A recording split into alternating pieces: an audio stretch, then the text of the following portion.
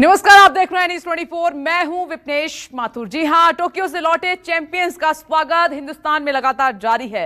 देश भर में अलग अलग अंदाज में उनका स्वागत जोरदार तरीके से हो रहा है।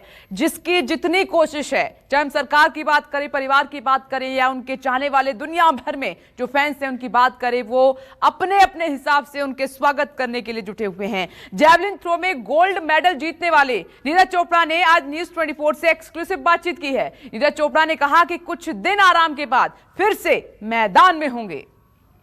टोक्यो से इतिहास रचने के बाद नीरज चोपड़ा आज हमारे साथ मौजूद है, द गोल्डन बॉय। नीरज, यकीन हो गया अब तो? पहले कहा था आपने यकीन नहीं हो रहा था गोल्ड मेडल जीतने के बाद। हाँ बिल्कुल, कल जो माहौल देखा एयरपोर्ट पे और अभी जो सभी से मिल रहा हूँ तो ऐसा अभी लग रहा है कि हाँ सच में ये सपना नहीं है तो एक असलियत है। अच्छा, मैं ये सवाल नहीं पूछूंगा कभी हुआ क्या सोचा, नहीं। अब मैं आगे की पूछना चाहूँगा, अब आगे का क्या प्लान है यहाँ से आपका? अब आगे का यही है कि जितना जल्दी हो सके घर पे मिल के अच्छे से सबसे बात करके इस मेडल को हाथ जोड़े घर पे रख के अगले मेडल्स के बारे में सोचूंगा। मैं आपके कमरे में गया था, आपके कमरे में सारी ट्रॉफीज देखी थी मैंने फोटो भी क्लिक की वहाँ पे। सिर्फ ये थी कमी थी, तो इसके लिए अब स्पेशल एक बनेगा का बोर्ड? बिल्कुल, क्योंकि ये सबसे बड़ा आज तक का मेरा मेडल है तो बिल्कुल इसको थोड़ा स्पेशल से रखेंगे। अच्छा, मम्मी पापा ने आपसे मिल नहीं पाए, कल भी आपके पिताजी मिले थे, उन्होंने कहा कि देश का बेटा हो गया है, अब मेरा बेटा नहीं रहा जी। पहले देश मिल ले उसके बाद मैं मिलूंगा। तो सबसे पहला काम क्या, मम्मी तो आपकी कह रही है उनका आपका चूरमा आपको बड़ा पसंद है, वो बना के रखेंगी? हाँ, क्योंकि घर जाऊंगा तो वो उनके हाथ का खाएंगे और बाकी हाँ, ये अगर बात करें देश की तो ये मेडल जीता है मैंने तो इंडिया के लिए जीता है, तो हर एक भारतवासी ऐसे बोल सकता है कि हाँ हमारे देश का ये गोल्ड है। अच्छा, आपके पास बाइक का काफ़ी शौक है आपको, मैंने पूछा। हार्ले है, अब कौन सी बाइक आपने प्लान करी हुई है? नहीं, जो बाइक तो वैसे बताऊं तो जो छोटे चाचा हैं उनके लिए मैं लेके आया था क्योंकि उनको हार्ले बहुत पसंद थी। और बाइक का शौक तो मुझे है बाइक गाड़ी का, लेकिन घर पे भी बोलते हैं और फ्रेंड्स भी बोलते हैं कि बाइक मतलब क्योंकि बाइक थोड़ा खतरनाक होती है। तो अभी देखते हैं गाड़ी अभी देखते हैं जो भी अच्छी लगी। अभी मेरे पास फॉर्च्यूनर है तो वो भी अच्छी लगती है, अभी नेक्स्ट गाड़ी का भी सोचेंगे। तो अब कब से तैयारी में जुटेंगे? अब क्या 6 महीने की छुट्टी आपने बोली थी बस कि 6 महीने की छुट्टियां लूंगा उसके बाद फिर तैयारियों में जुटूंगा? नहीं, 6 महीने तो बहुत ज़्यादा हो जाएंगे, फिर तो सब कुछ खराब ही हो जाएगा। मुश्किल से 2-3 हफ्ते, उसके बाद फिर मैं अपनी ट्रेनिंग शुरू कर दूंगा। तो चलिए, ये थे नीरज चोपड़ा जिनका साफ कहना है कि सिर्फ 2-3 हफ्ते वो रुकेंगे और उसके बाद जो है वो अपनी ट्रेनिंग दोबारा स्टार्ट कर देंगे, क्योंकि अगला टारगेट अब पेरिस ओलंपिक का है। कैमरामैन जहांगीर के साथ विपुल कश्यप, न्यूज़ 24। और अब बात सदन की कार्यवाही की कर लेते हैं। आज लोकसभा में एक ऐसा वक्त आया है जब कुछ देर के लिए सदन पूरी तरह से शांत दिखा। मौका था बड़ी खबर ओबीसी संशोधन बिल पर चर्चा का, और बिल पर चर्चा की शुरुआत करते हुए केंद्रीय सामाजिक न्याय एवं अधिकारिता मंत्री वीरेंद्र कुमार ने सदन को बताया है कि यह संशोधन राज्यों को ओबीसी सूची पर निर्णय लेने के लिए सशक्त करेगा। साथ ही उन्होंने सभी दलों से इस बिल पर समर्थन की मांग की। ओबीसी संशोधन बिल का कांग्रेस ने समर्थन किया है। लोकसभा में कांग्रेस के नेता अधीर रंजन चौधरी ने बिल का समर्थन करते हुए सरकार पर तंज भी कसा। अधीर रंजन चौधरी ने कहा कि प्रदेशों से जब आवाज उठने लगी और अधिकारों को ना छीनने की आवाज उठाई जाने लगी तो सरकार को मजबूरन रास्ते पर आना पड़ा है। साथ ही अधीर रंजन चौधरी ने कहा कि यूपी उत्तराखंड में इलेक्शन है, इसीलिए लोगों को खुश करने के लिए सरकार ये संशोधन लेकर आई है। –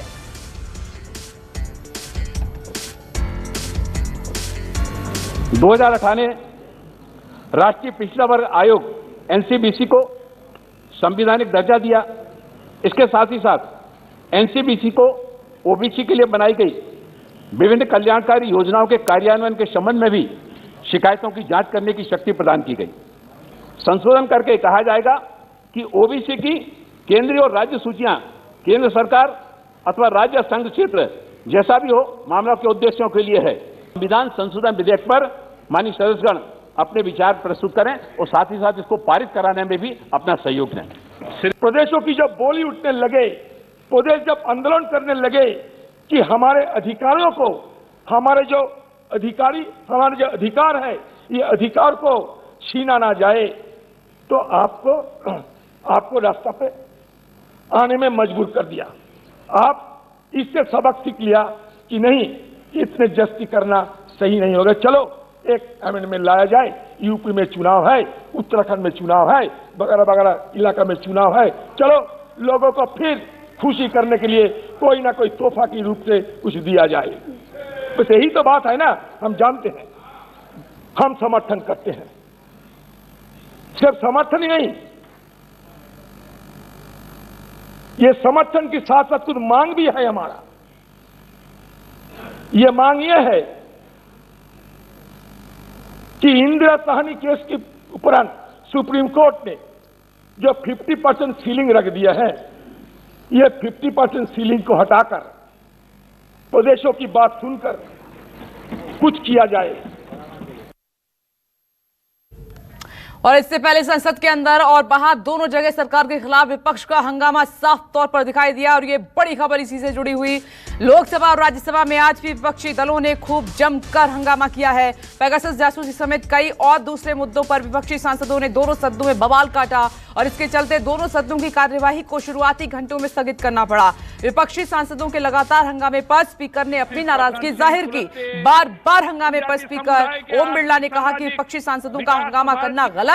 साथ ही उन्होंने कहा कि सांसद संसदीय मर्यादा का पालन करें। इधर किसानों के मुद्दे पर सदन के बाहर श्रोमणी अकाली दल के नेताओं ने जमकर प्रदर्शन किया। माननीय सदस्यगण, आप सब वरिष्ठ हैं, कभी भी सभा पटल पर रखे जाने वाले प्रश्नों के समय बेल पे नहीं आते, नारेबाजी नहीं करते। क्यों आप संसदीय मर्यादाओं का उल्लंघन कर रहे हैं? क्यों आप खुद मर्यादा गिरा रहे हैं? आपको जनता ने चुनकर भेजा अपनी बात को रखने के लिए। आप संसदीय मर्यादाओं को गिरा रहे हैं, उचित नहीं है, गलत बात आपकी। और एक तरफ सदन के अंदर जहां पेगासस के मुद्दे पर विपक्ष हमलावर है, वहीं सदन के बाहर अकाली दल आज भी किसानों के मुद्दे पर सरकार को घेरने में कोई कोर कसर बाकी नहीं रख रहा है। पूर्व केंद्रीय मंत्री हरसिमरत कौर की अगुवाई में आज भी अकाली दल ने सदन के बाहर जमकर प्रदर्शन किया और नारेबाजी की। इस दौरान हरसिमरत कौर बादल ने कहा कि जब तक तीनों कानून वापस नहीं होंगे तब तक ये प्रदर्शन ऐसे ही जारी रहेगा। और ये लड़ाई तब तक जारी रहेगी जब तक ये काले कानून रद्द नहीं होते।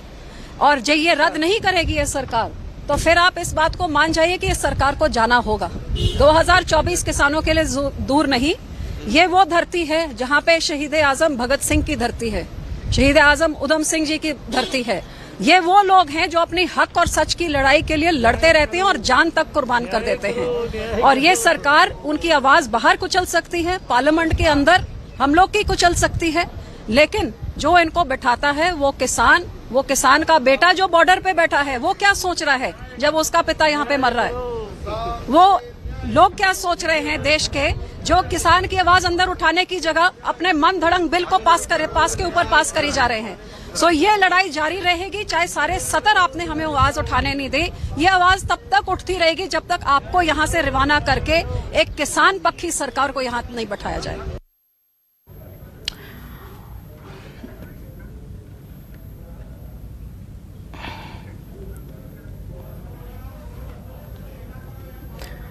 तो ये तस्वीरें आप देख रहे हैं, लगातार सरकार के खिलाफ श्रोमणी अकाली दल प्रदर्शन कर रहा है किसानों के मुद्दे को लेकर। और अब बात राहुल गांधी के मिशन कश्मीर की कर लेते हैं। कांग्रेस नेता राहुल गांधी ने मांग की है कि जम्मू कश्मीर में जल्द से जल्द विधानसभा चुनाव कराए जाएं, जिससे कि राज्य में हालात सामान्य हो पाए। राहुल गांधी ने जम्मू और कश्मीर को पूर्ण राज्य का दर्जा देने की भी मांग की। दरअसल राहुल गांधी श्रीनगर में कांग्रेस दफ्तर का उद्घाटन करने के बाद कांग्रेस कार्यकर्ताओं को संबोधित कर रहे थे। आपको यह भी बता दें कि जम्मू कश्मीर से अनुच्छेद 370 हटने के बाद राहुल गांधी पहली बार राज्य के दौरे पर हैं। और आज सुबह राहुल गांधी ने श्रीनगर के खीर भवानी मंदिर में पूजा अर्चना की। मां खीर भवानी का मंदिर स्थानीय हिंदू समुदाय के लिए काफी पवित्र और अहमियत रखता है। मंदिर के बाद राहुल गांधी डल झील किनारे स्थित हजरतबल दरगाह भी पहुंचे। उनके सब इंस्टीट्यूशन पर ये लोग आक्रमण कर रहे हैं, जुडिशरी पे आक्रमण कर रहे हैं, विधानसभा लोकसभा पे राज्यसभा पे आक्रमण कर रहे हैं। तो ये पूरे देश पर आक्रमण है, जम्मू कश्मीर पर, तमिलनाडु पर, बंगाल पर। हिंदुस्तान का जो कॉन्सेप्ट है, लोकतांत्रिक जो हमारा ढांचा है, कॉन्स्टिट्यूशन है, उस पर आक्रमण चल रहा है। बाकी हिंदुस्तान पे इनडायरेक्ट, जम्मू कश्मीर पे डायरेक्ट। और हमने जो गुलाम नबी आजाद जी ने, बाकी नेताओं ने कहा है, हमने अपनी पोजीशन बड़ी क्लियर की। यहां पे फुल स्टेटहुड वापस मिलना चाहिए और जो लोकतांत्रिक प्रोसेस है जिसको हम इलेक्शन कहते हैं, फ्री एंड फेयर इलेक्शन होना चाहिए। हम हिंदुस्तान के सबसे बड़े उद्योगपतियों को यहां यूनिवर्सिटी में लाए, कश्मीर के नौजवानों को हमने दूसरे स्टेटों में भेजा और हम जोड़ने का काम कर रहे थे, प्यार से, भाईचारे के साथ, इज्जत के साथ। और उन्होंने उस प्रोसेस को चोट मारी। और मैं जानता हूं कि जम्मू कश्मीर के लोगों को दुख हुआ है, दर्द हुआ है, मगर मैं आपको यहां मेन मैसेज ये देना चाहता हूं कि मैं आपके साथ इज्जत का रिश्ता, प्यार का रिश्ता चाहता हूं। मैं नरेंद्र मोदी के खिलाफ लड़ता हूं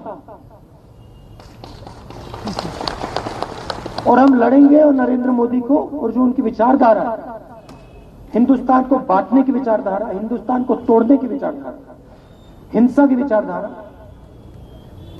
उसके खिलाफ हम लड़ेंगे और उनको हम हराएंगे। और आसिफ स्वाफ इस वक्त हमारे साथ मौजूद हैं। आसिफ, आज आक्रामक दिखे हैं राहुल गांधी दिल्ली के बाद जम्मू कश्मीर में बीजेपी पर, कह रहे हैं कि बीजेपी को हराएंगे और विधानसभा चुनाव जल्द हों ताकि हालात सामान्य रहें। अब इसके बाद दो काम हुए हैं, एक तो उन्होंने कार्यकर्ताओं में जोश भरा है, वहां पर 370 हटने के बाद पहली बार वहां पर पहुंचे, और दूसरा बीजेपी पर तीखा प्रहार।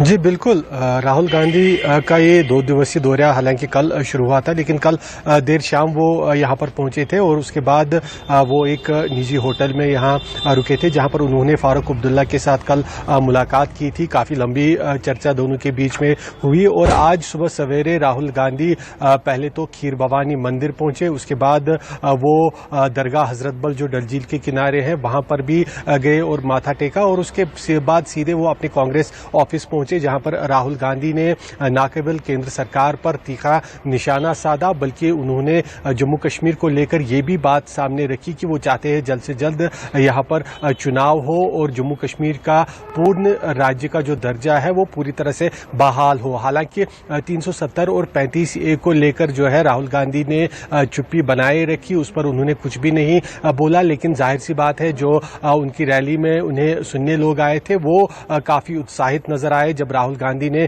जल्द चुनाव और फुल स्टेट होल्ड की बात उनके सामने रखी और केंद्र सरकार पर साथ ही साथ निशाना भी साधा और कहा कि उनकी जो लड़ाई है नरेंद्र मोदी और बीजेपी की उन नीतियों के साथ जो वो देश को उनके अनुसार देश को बांटना चाहते हैं, देश को तोड़ना चाहते हैं, उसके खिलाफ वो लगातार अपनी लड़ाई जारी रखेंगे। जी बहुत बहुत शुक्रिया आशीष स्वाब आपका जानकारी के लिए। तो जाहिर सी बात है कोई बड़ा नेता पहुंचता है तो वहां के स्थानीय नेता और कार्यकर्ताओं में जोश भरने का काम करता है। अब एक खबर और, पंजाब के मुख्यमंत्री कैप्टन अमरिंदर सिंह दिल्ली के दौरे पर हैं। कैप्टन अमरिंदर सिंह शाम 5 बजे कांग्रेस की अंतरिम अध्यक्ष सोनिया गांधी से मुलाकात कर सकते हैं। खबर है कि कैप्टन अमरिंदर सिंह अपनी सरकार का रिपोर्ट कार्ड सोनिया गांधी के सामने पेश करेंगे और इसके साथ ही प्रस्तावित मंत्रिमंडल विस्तार को लेकर भी सहमति ले सकते हैं। आपको बता दें कि पंजाब कांग्रेस का नया अध्यक्ष नवजोत सिंह सिद्धू को बनाने के बाद मंत्रिमंडल में बदलाव की अटकलें काफी तेज हो गई हैं। वहीं आज सुबह दिल्ली आने पर कैप्टन की सबसे पहले मुलाकात रणनीतिकार प्रशांत किशोर से हुई। प्रशांत कैप्टन से मिलने के लिए उनके आवास पर पहुंचे। अमरिंदर सिंह आज केंद्रीय गृह मंत्री अमित शाह समेत कुछ केंद्रीय मंत्रियों से भी मुलाकात कर सकते हैं। 2 तस्वीरें आपके सामने। आपने देखा कि एक तस्वीर तब की थी जब पंजाब कांग्रेस में बवाल कटा हुआ था। एक तरफ थे कैप्टन अमरिंदर सिंह तो दूसरी तरफ सिद्धू थे, लेकिन आज जो मुलाकात हो रही है वो थोड़ी अलग है। विशाल एंग्रिश हमारे साथ जुड़ गए हैं। विशाल, कैप्टन अमरिंदर सिंह दिल्ली में है और लगातार मुलाकातों का दौर चल रहा है। प्रशांत किशोर से मिले हैं, शाम 5 बजे सोनिया गांधी से मुलाकात होगी और कुछ केंद्रीय मंत्रियों से भी मुलाकात करेंगे। इन मुलाकातों के मायने क्या हैं विशाल?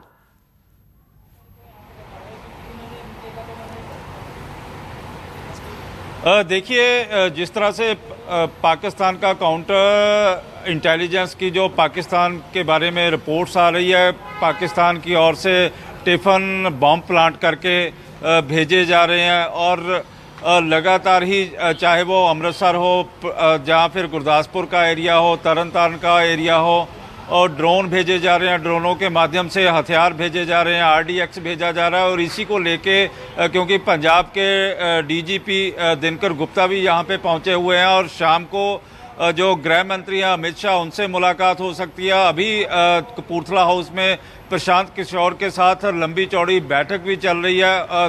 2 से 3 घंटे का वक्त निकल चुका है और अब भी मंथन किया जा रहा है, विधायकों के ऊपर मंथन किया जा रहा है और इसी तरह पंजाब कैबिनेट में फेरबदल के ऊपर भी मंथन किया जा रहा है। जो हमारे सूत्र बता रहे हैं कि सोनिया गांधी के पास कैप्टन अमरिंदर सिंह जाएंगे, क्योंकि आज का दिन संसद में भी महत्वपूर्ण है और कांग्रेस अध्यक्षा वहाँ पे मौजूद भी हैं और उसके बाद वो जब घर आएंगी तो कैप्टन अमरिंदर सिंह के साथ मुलाकात कर सकती हैं और जो पंजाब कैबिनेट में फेरबदल होना है उस पर चर्चा हो सकती है और कुछ मंत्रियों को हटाया जाएगा और कुछ लोगों को मंत्री बना दिया जाएगा, क्योंकि 6 महीने का समय अभी बचा हुआ है पंजाब सरकार के। तो अब देखने वाली बात होगी कि कांग्रेस अध्यक्षा सोनिया गांधी कैप्टन अमरिंदर सिंह को किस तरह से दिशा निर्देश देते हैं। और 18 सूत्री जो हाईकमांड ने प्रोग्राम दिया हुआ था उसमें से कैप्टन अमरिंदर सिंह पहले ही कह चुके हैं कि ज़्यादातर जो मसले हैं वो हल किए जा चुके हैं और अब वो हाईकमांड को बता दिया जाएगा। और ऐसा ही प्रशांत ओके विशाल, ये देख रहे हैं विशाल लगातार पूरी जानकारी दे रहे हैं कैप्टन अमरिंदर सिंह के दौरे से जुड़ी हुई। और इस बीच एक और बड़ी खबर, किसान आंदोलन की काट के लिए बीजेपी की रणनीति। इस बीच ये बड़ी खबर आई है, इसी महीने यूपी में किसान सम्मेलन करेगी बीजेपी और 25 अगस्त से यूपी में किसान सम्मेलन करने जा रही है बीजेपी। सितंबर में गन्ना किसानों से बीजेपी का संवाद भी होगा। आप देख रहे हैं कि दिल्ली के तमाम बॉर्डर पर किसान डटे हुए हैं। जो कृषि कानून केंद्र सरकार लेकर आई है उनका पुरजोर तरीके से विरोध हो रहा है। आगे 2022 विधानसभा चुनाव है यूपी का और कोई रिस्क लेने के मूड में नहीं बीजेपी। और कुमार गौरव इस खबर पर जुड़ गए हैं ज्यादा जानकारी के साथ। कुमार गौरव, तो क्या ये प्लान तैयार किया है बीजेपी ने ये काट करने के लिए, जो आंदोलन इतने दिनों से मुसीबत बना हुआ है केंद्र सरकार के लिए? देखिए बिल्कुल बीजेपी ने मिशन 2022 के तहत किसानों के खासकर किसान आंदोलन देखिए बिल्कुल बीजेपी ने मिशन 2022 के तहत किसानों के खासकर किसान आंदोलन की काट के लिए जो प्लान तैयार किया है उसके मुताबिक भाजपा लगभग 26 जनवरी 2022 तक 100 कार्यक्रम करेगी, जिसमें सीधा जनता से संवाद होगा। किसानों की जहां तक बात करें तो 25 सितंबर को जिस दिन दीनदयाल उपाध्याय की जयंती है उस दिन संगठनात्मक मंडल पर पन्ना प्रमुख का सम्मेलन होगा। इसके अलावा 25 अगस्त के आसपास लखनऊ में किसानों की बड़ी रैली होगी। डेट अभी फाइनल नहीं है, लेकिन हो सकता है कि 25 अगस्त को हो या उसके अगल बगल की कोई तारीख को बड़ी रैली की जाए। 5 से 10 सितंबर के बीच मेरठ, जो किसानों का गढ़ एक तरीके से कहा जाता है और आंदोलन की जगह भी है एक तरीके से आप मान सकते हैं उसको, वहां किसान सम्मेलन बीजेपी आयोजित करेगी और बड़ी संख्या में 5 से 10 सितंबर के बीच 10 से 20 किसान सम्मेलन वहां आयोजित किए जाएंगे। इसके अलावा गन्ना बहुल जो क्षेत्र है, लगातार राकेश टिकैत की तरफ से गन्ना के मुद्दे पे बात की जाती है कि समर्थन मूल्य नहीं मिला, खरीद नहीं हुई या पैसा नहीं मिला, उसके काट में गन्ना बहुल विधानसभा में व्यापक जनसंवाद बीजेपी करेगी। साथ ही चौपाल, किसानों का चौपाल भी वो करेगी पूरे राज्य भर में। 23 अगस्त को बूथ विजय अभियान की शुरुआत होगी। कुल मिलाकर मिशन 2022 के तहत किसानों के मुद्दों को जोड़ते हुए इसके अलावा 26 जनवरी 2022 तक लगभग 100 कार्यक्रम बीजेपी उत्तर प्रदेश में करेगी, जिसमें 50 कार्यक्रम किसानों से जुड़ा होगा। उनके मुख्य जो जहां पे भी जो ये प्रोटेस्ट चल रहा है, जिन जगह के किसान हैं उन जगहों पे मेरठ यानी इस इलाके के जो दिल्ली से सटे इलाके जो हैं यूपी के, वहां पे बड़ी संख्या में होगा। यानी किसान आंदोलन जो है उसके काट के रूप में बड़ी तैयारी बीजेपी की है। बीजेपी ने एक बुकलेट भी छपवाया है, इसमें किसानों को क्या लाभ मिला है केंद्र की मोदी सरकार से और उत्तर प्रदेश की योगी सरकार से, वो लेकर जन जन तक बीजेपी पहुंचेगी। तो एक महाअभियान है और मुख्य तौर पर 25 सितंबर से ये कार्यक्रम शुरू होगा, लेकिन उससे पहले 25 अगस्त के आसपास लखनऊ में बड़ी सभा होगी किसानों को लेकर और बीजेपी के बड़े नेता उसमें शिरकत करेंगे। और तमाम जो ये कार्यक्रम किसानों के इलाके में रखे गए हैं उसको कई जगहों पे ऐसा किया जाएगा। मेरठ प्रांत में खासकर कि वहां पे जेपी नड्डा भी वीडियो कॉन्फ्रेंसिंग के जरिए किसानों को और आम लोगों को संबोधित करेंगे। तो ये एक बड़ी तैयारी बीजेपी की तरफ से है किसान आंदोलन की काट के तौर पे, चूंकि उत्तर प्रदेश चुनाव में एक बड़ी संख्या किसानों का है और ऐसे में कोई नुकसान ना हो चुनाव में, 300 प्लस का जो टारगेट है उसमें कहीं कोई बाधा ना रह जाए, उसको लेकर ये बड़ा कार्यक्रम तैयार किया गया है उत्तर प्रदेश चुनाव के लिए। जी कुमार गौरव, शुक्रिया ये बड़ी जानकारी देने के लिए। तो बीजेपी की तरफ से एक प्लान तैयार किया गया है, उत्तर प्रदेश में तमाम सम्मेलन होंगे, क्योंकि किसानों ने कहीं ना कहीं केंद्र सरकार की मुश्किल तो बढ़ाई है और वो सीधे चुनौती 2022 के लिए दे रहे हैं। तो इसी की काट के लिए प्लान बीजेपी की तरफ से तैयार हुआ। किसान आंदोलन की काट के लिए बीजेपी की रणनीति 25 अगस्त से यूपी में आप देख रहे हैं कि जिस तरीके से ये प्लान तैयार हुआ है, सम्मेलन बड़े स्तर पर होंगे और वहां पर किसानों को अपने पक्ष में करने की कोशिश की जाएगी। एक छोटा नमस्कार, मैं हूं मानक गुप्ता। अगर आपको हमारा ये वीडियो पसंद आया हो तो इसे लाइक और शेयर जरूर करें और हां, हमें सब्सक्राइब और फॉलो करना ना भूलें ताकि आप देश और दुनिया की कोई खबर मिस ना करें। तो जुड़े रहिए हमारे साथ और देखते रहिए न्यूज़ 24।